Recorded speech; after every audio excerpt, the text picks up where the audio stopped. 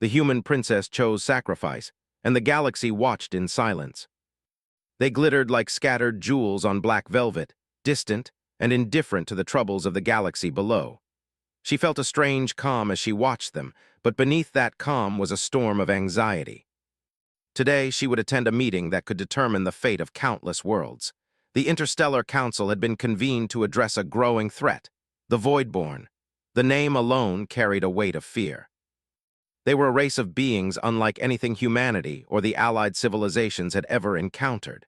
Rumors spoke of their ability to consume entire star systems, leaving nothing behind but cold darkness. Few dared to face them directly. And now the Council would decide whether humanity would be trusted to lead a joint defense, or be left to fend for itself. Elara adjusted the silver sash that marked her as Earth's representative. Unlike most Council delegates, she wore no elaborate armor or extravagant robes. Simplicity, she had learned, commanded more respect than ostentation in a room full of ancient species with histories that spanned millennia. Her eyes, sharp and unwavering, reflected the careful calculation of someone who had learned diplomacy not as a practice, but as a matter of survival. When she entered the council chamber, a wave of murmurs spread among the delegates. The room was massive, an oval of polished metal and transparent panels that revealed the swirling colors of nearby nebulae. Each seat was occupied by a representative of a major civilization, most of them far larger and older than humanity. Dragons of living metal from Thrin Prime, beings of pure energy from the Orion sector, and countless others who defied description. All eyes turned to the young human princess. Elara did not bow, nor did she attempt to impress them with words they might not understand. She simply took her place at the head of the table, her presence calm but firm. Silence fell. Even the Thrin, notorious for their impatience and arrogance, waited. "Princess Elara," began the eldest of the council, a crystalline entity whose voice resonated like chimes. "You come from a species barely 1,000 years into spacefaring civilization. Why should we trust humans with the leadership of a coalition against the Voidborn?" Elara's gaze met the crystal beings. "Because we have no choice," she replied. Her voice was steady, measured. "The Voidborn do not negotiate. They do not wait for the cautious or the timid. If we are to survive, we must act decisively. Humanity may be young, but we are adaptable, resourceful, and willing to make the choices others fear." A murmur spread through the room. Some delegates leaned forward, curious, others leaned back, skeptical. Humans were known for recklessness in some sectors, for charging forward without understanding the full consequences. But what they did not know, and what Elara had prepared to demonstrate, was that human courage was matched by strategy. She gestured to the holomap in the center of the table. Stars and planets shimmered, marking systems that were at risk of voidborn incursion. "Our intelligence reports show they are moving faster than any predicted. They are not random. They have a target. And that target is the neutral sectors, the systems that hold the balance of power in this galaxy. If they succeed, entire civilizations will fall before we can even form a defense." A being from the Nethari cluster, whose skin shimmered like liquid gold, leaned forward. "And you believe humans can coordinate this defense? You, a single planet among thousands?" Elara did not flinch. She had anticipated every doubt, every sneer, every question designed to undermine her authority. "Yes," she said simply. "Because humans have survived when logic, probability, and even hope said we could not. When others see impossibility, we see opportunity. And today, that opportunity is unity." The room was quiet again. It was one thing to boast about courage, another to display it. But Elara was about to do more than talk. She called upon her advisors, each one a master of tactics, diplomacy, or technology. In the next hour, the chamber transformed into a hive of ideas. Maps of voidborn movements were overlaid with projections of fleet trajectories. Elara spoke of diversionary tactics, leveraging the human fleet's speed and unpredictability. She suggested ways to integrate alien fleets without creating conflicts of command, and even proposed using older, forgotten technologies in ways no other civilization had considered. By the end of the session, she had done something remarkable. She had turned skepticism into cautious respect. Some delegates still doubted humanity's ability, but none could deny the clarity of her plan. As the council adjourned for the evening, Elara remained behind, staring at the holographic map of the galaxy. The stars seemed so small now, each one a potential battleground, each system a life to protect. She knew the coming days would demand more than strategy. They would demand sacrifice. Her thoughts were interrupted by the soft chime of her communicator. Her chief intelligence officer, a seasoned human named Captain Rylan, appeared on the holographic display. His face was tight with concern. "Your Highness," he said, his voice low, "we've received urgent reports from the outer sectors. The Voidborn are already here." Alara's heart quickened, though she did not show it. "Already?" she asked, keeping her voice steady. "They've entered the neutral systems. Small incursions at first, but they're advancing faster than predicted. Our scouts report entire colonies disappearing within hours. The Council doesn't yet know the full scale." Alara's fingers tightened on the edge of the table. The Council's indecision could cost billions of lives. She knew that humans could not wait for perfect consensus. Action had to come first. "Prepare the fleet," she said. "I want every ship ready to move within the next hour. We're not waiting for permission anymore." Ryland's eyes widened. "Your Highness, the Council, they will understand later," she interrupted. "Right now, we survive or we perish. Humanity will act." The communicator clicked off, leaving Alara alone with the stars again. She felt the weight of responsibility settle onto her shoulders like a tangible thing. She was young, not yet 23, yet she carried the fate of her people, and perhaps the galaxy, in her hands. As night fell over the observation deck, a sense of resolve filled her. Fear was natural, but fear without action was useless. The Voidborn were relentless, but so were humans.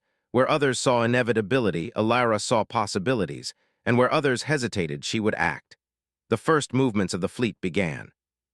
Humanity's ships, though small compared to the massive alien warcraft surrounding them, moved with precision and speed. Pilots and commanders trusted their instincts, honed through centuries of learning, adaptation, and survival. Alara watched each launch, every maneuver, knowing that each ship carried not just humans, but the hope of every civilization that relied on them. Hours later, as the first reports from the front lines reached the Elysium, the Council's delegates gathered again.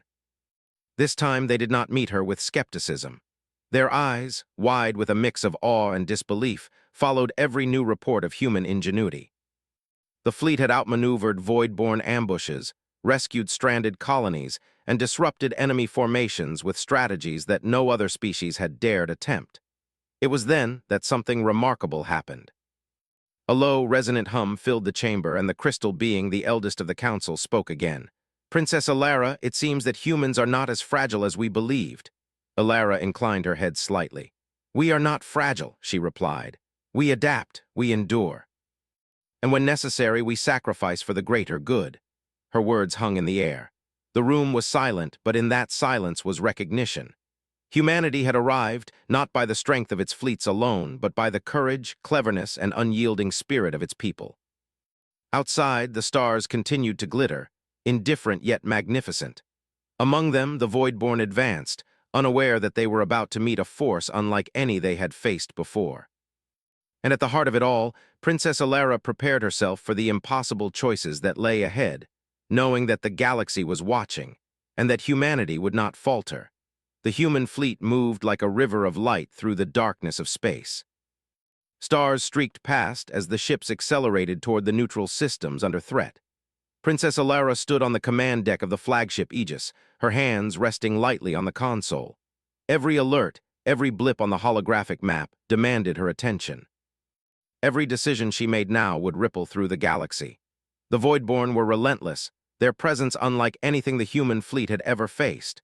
Ships appeared where none had been detected, striking quickly and then vanishing as if swallowed by the void itself. But humans, adaptable as ever, had learned to use unpredictability as a weapon.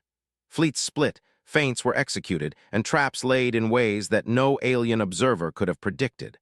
Alara's eyes scanned the map. "Captain Rylan," she said, calling to her chief of operations, "deploy the diversionary squadron to Sector 9 Delta. Make it appear that the fleet is retreating. The Voidborn will take the bait." Rylan's jaw tightened. "It's risky.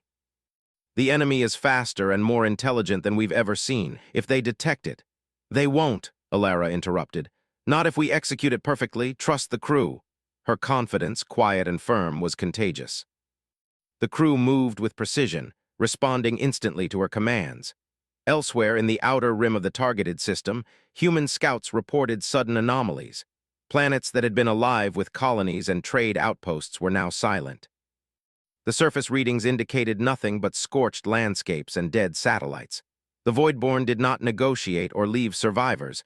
Their goal was absolute annihilation. Ilara felt a cold knot in her stomach, but she refused to let it show. Fear was a tool if controlled, a warning that the stakes were high. But paralysis was not an option. Every human aboard the fleet felt the weight of that responsibility, and yet they followed her lead with quiet determination. Hours later, the diversionary squadron reached Sector 9 Delta. The ships moved in carefully choreographed patterns, engines glowing like distant suns. The Voidborn, as expected, responded. Their vessels emerged from the darkness, drawn to the illusion of human vulnerability. Ilara's voice was calm, almost gentle, as she guided the squadron. Maintain formation. Do not engage directly. Let them chase shadows. For a moment, the tension in the command deck was almost unbearable. Each incoming report of Voidborn movement sent a ripple of adrenaline through the crew. Then, as if in a carefully timed dance, the main fleet struck. Hidden ships, undetectable by Voidborn sensors, appeared behind enemy lines. With human ingenuity and bold tactics, they cut off the retreat and trapped the Voidborn squadron. The battle was swift and devastating. Human crews exploited weaknesses the Voidborn did not expect, turning every limitation into an advantage. Ships twisted through asteroid fields, used gravitational pulls from nearby planets, and even made daring maneuvers near dying stars to mask their approach. By the time the Voidborn realized the trap, the humans had already dealt significant damage and pulled back safely. Still, Ilara did not allow herself to celebrate. She knew that the Voidborn's strength was not in numbers alone. They adapted, learned, and struck with precision unmatched by any known civilization. Humanity had won the first skirmish, but the war was far from over. Later, in the quieter hours aboard the Aegis, Ilara met with her senior advisors. The council delegates had sent observers, curious to witness the human fleet's performance firsthand. Some were impressed, others remained skeptical. But all were silent as Ilara laid out the next stage of the plan. "We cannot simply react," she said, pointing to the holographic map. "The Voidborn will strike wherever they see weakness. We must anticipate their moves, predict their target before they even choose it. That is the only way to protect the neutral systems." An advisor, a veteran strategist named Thalrin, nodded slowly. "We can attempt to predict them, but the Voidborn are unlike anything we've faced. They think in patterns we cannot fully understand." Ilara's gaze was steady. "Then we must think like humans, unpredictable, bold, fearless. We use what they cannot anticipate, the one thing every machine, every alien strategist struggles with, human intuition." That night, as the fleet navigated through a dense asteroid field, Ilara allowed herself a brief moment to think of home. Earth, small and blue, hung in her memory like a promise. She had grown up hearing stories of humanity's resilience, of the countless generations who had survived war, famine, and disaster. It was that legacy she now carried, a burden and a beacon all at once. Her thoughts were interrupted by an alert. "Princess," Rylan said, his voice tight, "we've received a distress signal from Sector 12. The Voidborn have appeared. Civilians are in immediate danger." Ilara's heart tightened, but she did not hesitate. "Prepare a rescue operation. We cannot allow them to suffer." "And Rylan," she paused, letting her words carry weight, "we do not fight for revenge, we fight to protect." The rescue operation was swift and daring. Human ships navigated dangerous territories, dodging Voidborn attacks while evacuating civilians. Ilara herself directed the operation from the command deck, making split-second decisions that saved thousands. The aliens observing from the council had never witnessed anything like it, an unyielding courage that did not falter even when facing almost certain loss. After the operation, Ilara met with the rescued civilians. Families clung together, eyes wide with fear and relief. Many did not know who had saved them, but they would remember the humans as heroes. Ilara felt a pang of sorrow. Every life saved was a victory, but every system lost was a reminder of the stakes. That evening, as the fleet regrouped near a stable jump point, intelligence reports arrived that shook the command deck into silence. The Voidborn were not just attacking, they were preparing something larger, something that could turn the war entirely against them. "They are constructing a superweapon," Ryland said quietly, reading the incoming data. It could annihilate entire systems in a single strike. Alara's face hardened. Then we must stop it. We cannot allow any civilization to fall. If we fail, billions will die, not just humans, all life in these sectors. A hush fell over the room. Even the aliens observing seemed to sense the gravity of her words. No one spoke for several moments. Then Thalrin leaned forward. If we strike now, it could be suicide. The weapon is protected by defenses we cannot penetrate with conventional methods. Alara's eyes burned with determination. Then we do what humans do best. We improvise. We take risks no one else will take. We turn the impossible into possible. She spent hours strategizing with her advisors, mapping out every angle, every contingency. They debated tactics, tested predictions, and even considered the unthinkable, an approach that could cost her life. Every choice had a weight, every decision a potential consequence that could ripple through the galaxy. As the fleet approached the coordinates of the Void-born superweapon, Alara walked through the corridors of the Aegis, speaking to her crew personally. Pilots, engineers, medics, they all felt her presence, her calm authority. She reminded them that courage was not the absence of fear, but the determination to act in spite of it. When the fleet finally emerged from hyperspace near the superweapon, the scale of the threat became terrifyingly clear. The construct was massive, dwarfing even the largest human ships. Its surface was covered in energy conduits, weapon emplacements, and alien defenses that seemed designed to detect every possible intrusion. Alara's voice came over the intercom, steady and resolute. This is where we prove who we are, not with numbers, not with size, but with courage, intelligence, and unity. We are humans, and we will not back down.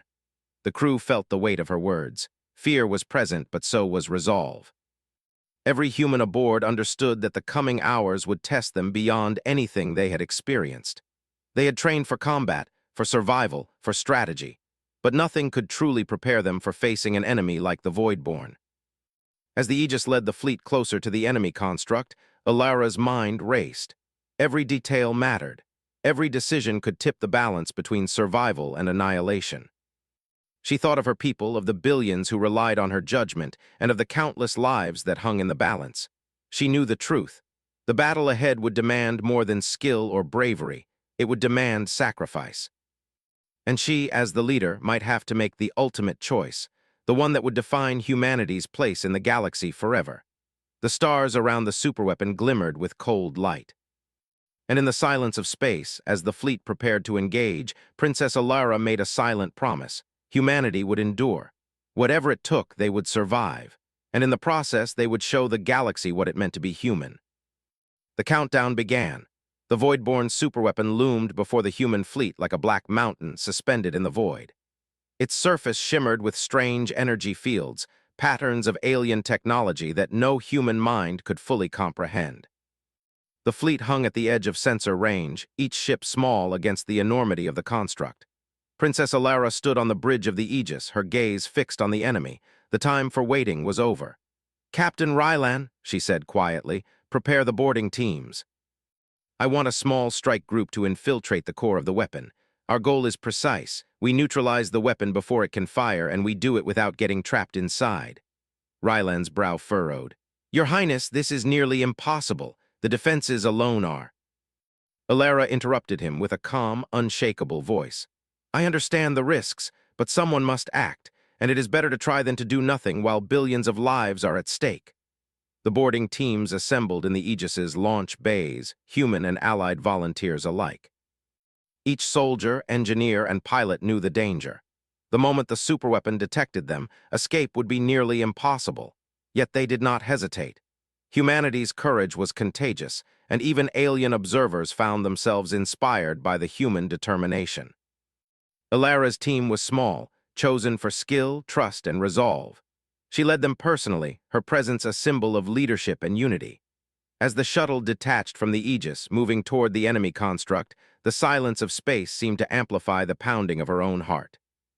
Every crew member aboard the shuttle felt the tension, every second stretching into eternity. The surface of the Void-born weapon was unlike anything Alara had ever imagined.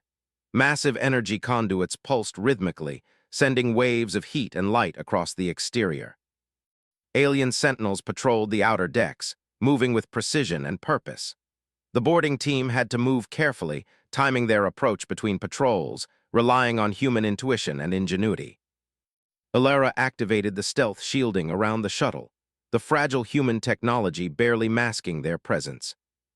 They slipped past the first set of sentinels, weaving through narrow maintenance tunnels, climbing ladders and catwalks that creaked under the weight of their equipment. Each step was calculated, each pause necessary to avoid detection. They reached the first barrier, a massive energy gate that sealed the inner sections of the construct. Thalrin, the veteran strategist who had accompanied them, studied the controls. It's a security lock unlike any I've seen. Alien systems integrate adaptive encryption, and it reacts to our presence. Alara examined the mechanism with sharp eyes. Then we adapt. Look for the patterns, the cycles. Timing is everything. When the gate senses nothing unusual, we move. Minutes stretched into an eternity as the team worked in silence. Every heartbeat felt amplified in the thin suits that protected them from the vacuum. Finally, the energy field flickered, allowing a narrow window of opportunity. Alara led the team through, her confidence steady despite the danger. The interior of the superweapon was a maze of corridors and chambers, alien technology glowing with a pale, unnatural light. As they moved deeper, the hum of the construct became a physical force, vibrating through their suits and tools. Alara felt a strange thrill. It was fear, yes, but also the exhilaration of facing the impossible and moving forward anyway. They encountered resistance almost immediately. Voidborn sentinels, silent and deadly, materialized from hidden panels. Humans and their allies fought with precision, using stun rifles, cutting tools, and clever tactics. Every move was calculated, relying on human adaptability. One moment, a team member would divert an enemy. The next, another would disable a critical system. The alien defenders were strong, but they could not anticipate the unorthodox ingenuity of the human strike team. Alara herself took action where the danger was highest. When a sentinel approached a junction, she improvised a diversion, using the ship's environment to confuse its sensors. It was risky, but it worked. The team moved forward, deeper into the heart of the weapon. Hours passed, and fatigue weighed on the team.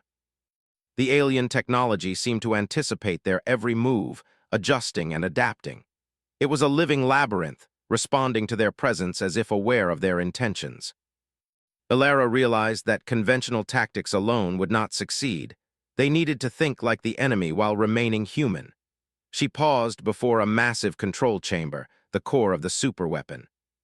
Energy conduits snaked across the walls, and a central reactor pulsed with immense power.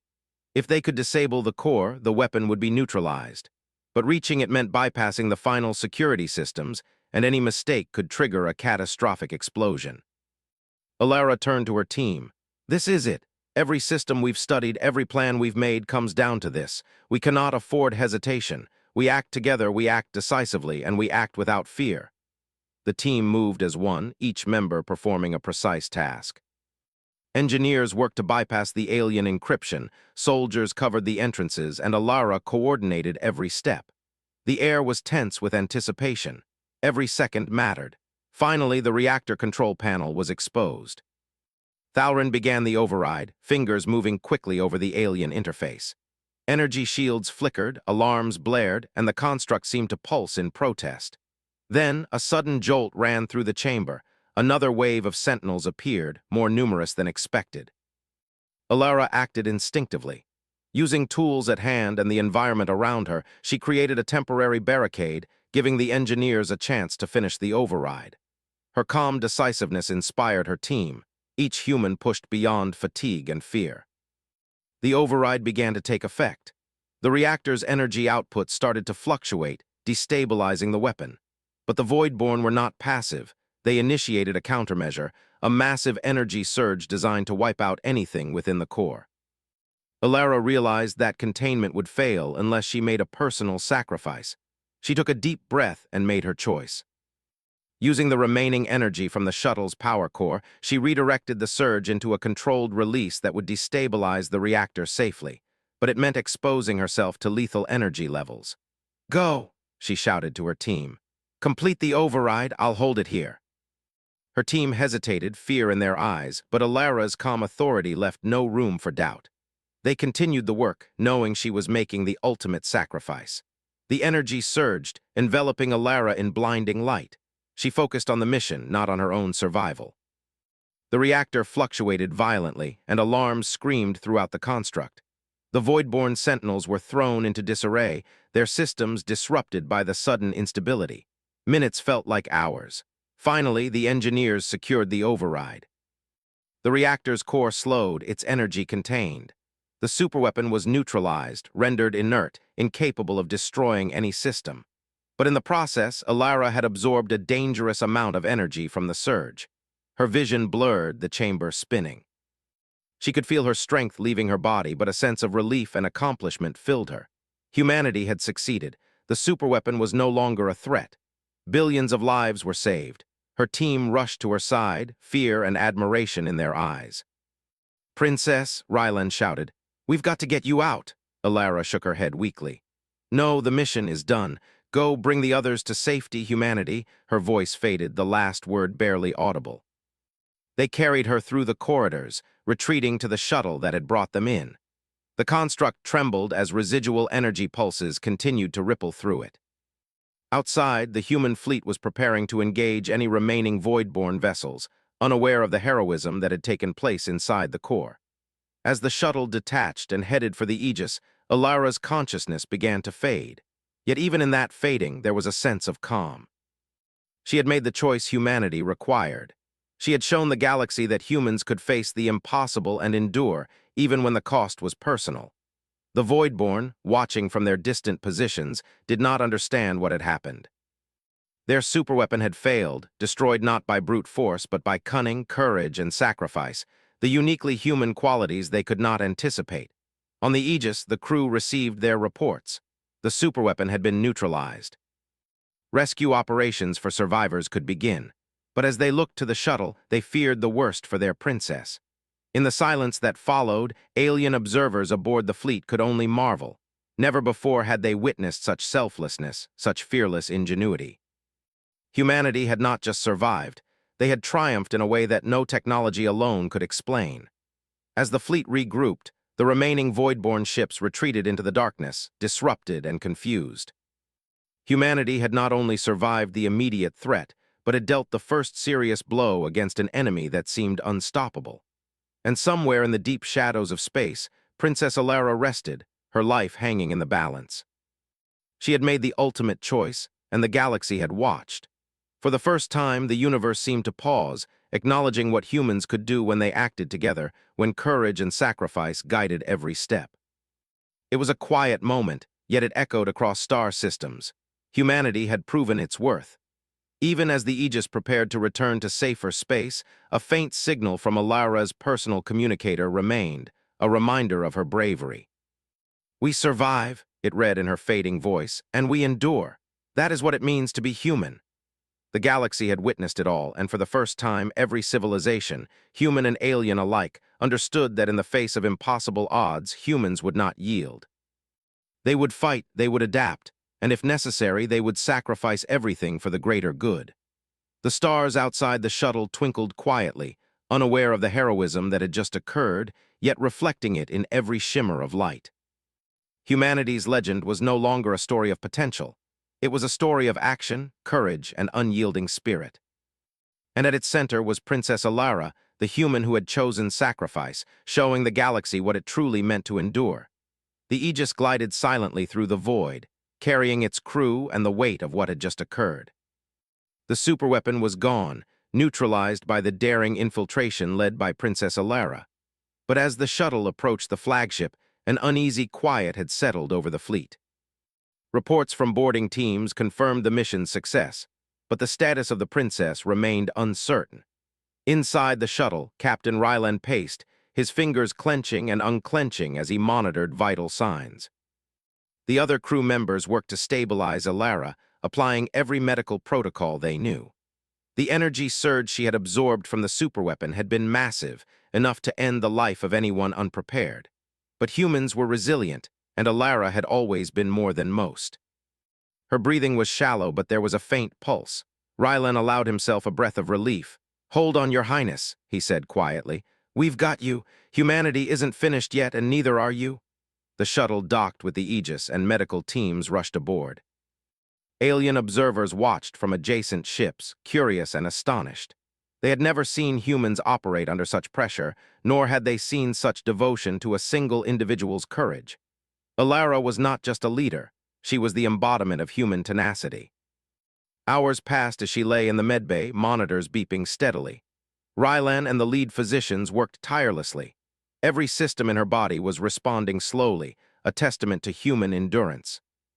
Yet the energy from the void-born weapon had left traces that no known technology could fully repair. The prognosis was uncertain, but there was hope. While Alara rested, the human fleet moved through the remnants of the neutral systems, helping survivors and stabilizing communities. Civilians looked on in awe at the ships, unaware of the full scope of the princess's sacrifice. News from other sectors spread quickly. Reports of humans defeating the void-born superweapon traveled faster than any fleet. Humanity had earned respect not through size, but through courage, ingenuity, and the willingness to risk everything for life itself.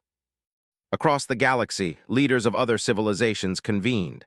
The Crystalline Council elder who had once doubted humanity addressed the assembly. "We have underestimated them," the elder said, its voice resonant. "Humans, though young and small, possess qualities unmatched in all the ages of the galaxy. They have acted decisively where others hesitated. They have shown courage where others feared, and they have sacrificed where others would have fled." Delegates whispered to one another, acknowledging the truth. Humanity had not just survived the threat, it had changed the balance of power in the galaxy. Their ingenuity, adaptability, and boldness had proven that size and age did not determine strength. Meanwhile, in the Aegis's medbay, Alara's condition gradually stabilized. Her pulse strengthened, her breathing became steady, and the faint glow in her eyes hinted at the life that remained. Rylan allowed himself a quiet smile. "She's going to make it," he said to the attending physician. Alara's first conscious moments were quiet. She opened her eyes slowly, seeing the familiar interior of the medbay and the concerned faces of her crew. Relief and pride filled her at the sight of her team. They had carried out her vision with precision and courage. Humanity had survived and the galaxy had watched, but there was no time for celebration. Reports continued to pour in from across the galaxy. Isolated void-born forces still lingered, and reconstruction of the neutral systems would take years. Alara, despite her weakened state, began planning. "We cannot rest yet," she said softly, her voice carrying authority even in exhaustion. "We've won a battle, but the war for stability has only begun." She summoned her advisors to the medbay, sitting upright with careful support from the medical team. "The galaxy is watching," she told them. "They have seen what humans can do when united. But this respect is fragile. We must build on it. Every choice we make from this point forward must strengthen alliances, protect civilians, and prepare us for what may come." Thalrin, ever practical, nodded. "We need to coordinate reconstruction, train new leaders, and ensure that the Voidborn cannot rise again. The humans have shown the way, but the galaxy must now follow." Alara smiled faintly. "Yes. But they will follow because they believe in us, not because we demand it. We lead by example, by courage, by sacrifice. That is humanity's true strength." As the days passed, the fleet worked tirelessly. Human and allied crews repaired colonies, restored communication networks, and offered medical aid. The civilian populations marveled at the determination of humans, the way they worked together without pause, risking themselves for others without hesitation. It was a pattern the galaxy could not ignore. Alara recovered steadily, her presence becoming a symbol of hope. Wherever she went, people followed, inspired not by orders, but by the quiet confidence she exuded. Humans had demonstrated that even in the darkest moments, courage and ingenuity could overcome impossible odds.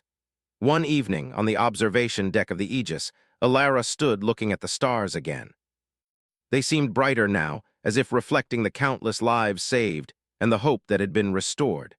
She thought of the sacrifices made, of the risks taken, and of the countless unknown heroes who had fought alongside her.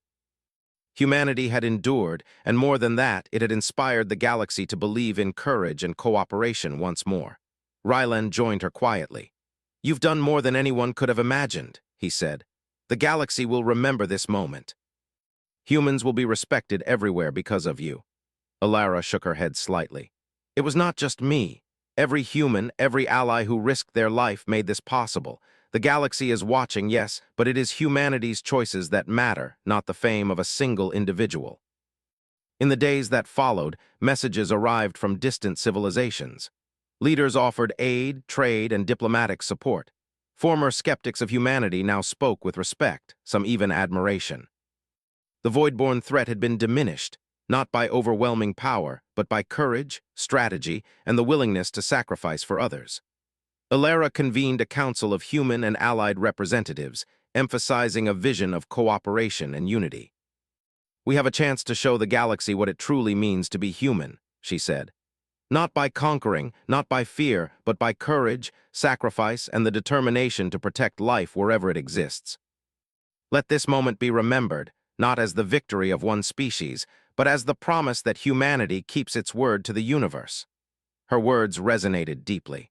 Aliens and humans alike felt the weight of responsibility and the inspiration of hope. For once, the galaxy was not divided by fear or ambition. It was united by the actions of one species who refused to surrender to despair. Memorials were built in honor of the lives lost during the conflict, including the brave humans who had participated in the infiltration of the Voidborn superweapon. Yet the greatest tribute was the lasting change in the galaxy, a recognition of humanity's courage, ingenuity, and moral strength. For Alara personally, the experience had changed her forever. She had faced death, led in impossible conditions, and made choices that no ordinary leader could have borne.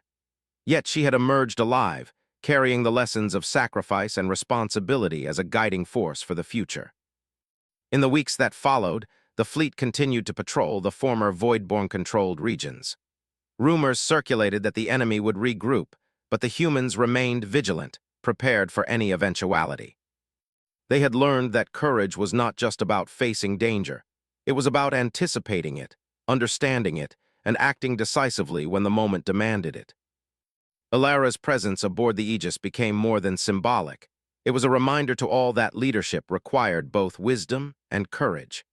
The galaxy had witnessed what humans could do when united, and now, more than ever, humans had a responsibility to maintain that legacy. In quiet moments, Alara reflected on the path that had brought her here, from the early days on Earth to the corridors of power in the Interstellar Council, to the heart of a superweapon designed to end worlds. Each step had been perilous, each choice a test of resolve. Yet she felt no regret. Every risk had been worth it for the lives saved and the example set for the galaxy. The stars stretched endlessly beyond the observation deck, each one a silent witness to humanity's courage. And somewhere in the depths of space, alien civilizations that had once doubted humans now regarded them with a mixture of respect and awe.